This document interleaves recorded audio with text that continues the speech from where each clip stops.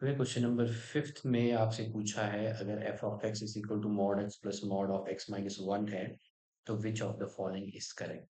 तो यहाँ पे जो ऑप्शंस में सिर्फ कंटिन्यूस और डिफरेंशिएबल ही है तो let's check this function for continuity and differentiability. अब हमारे पास एफ ऑफ एक्स जो है वो है mod x plus mod of x minus one.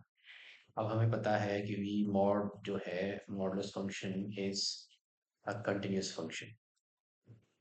जो मॉड फंक्शन है इज कंटिन्यूस एवरीवेयर। तो इसका मतलब है ये मॉड है ये भी मॉड है तो इन दोनों का सम भी कंटिन्यूस ही होगा। We know that. आप लिखोगे mod function is continuous everywhere. तो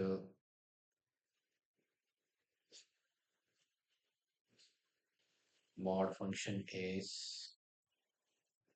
कंटिन्यूस एवरीवेयर। तो दिस इज मॉड। और इसको अगर हम मान ले एच ऑफ एक्स, इसको जी ऑफ एक्स मान ले, तो ये भी कंटिन्यूस है ये भी कंटिन्यूस है, इनका सम भी कंटिन्यूस होगा। तो इसका मतलब है F of x is continuous.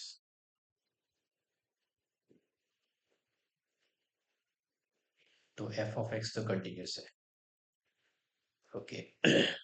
अब हम चेक करते हैं। मान लो ये जो मॉडुलस फंक्शन है ये हमें पता है ये डिफरेंशिएबल नहीं है at x is equal to zero पे। तो मॉडुलस फंक्शन इज, ये डिफरेंशिएबल नहीं होगा, is not differentiable at x is equal to zero. ये वाला फंक्शन ये x is equal to zero पे डिफरेंशिएबल नहीं है।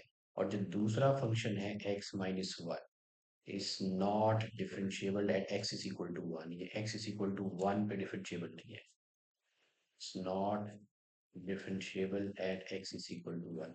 इसका मतलब ये फंक्शन कंटिन्यूस तो है लेकिन this function is not differentiable at x is equal to 0 and x is equal to 1। अब चेक करते हैं ऑप्शंस। तो continuous, both continuous and differentiable. तो कंटिन्यूस तो है but not differentiable at x is equal to 0 and x is equal to 1। C is the correct answer here।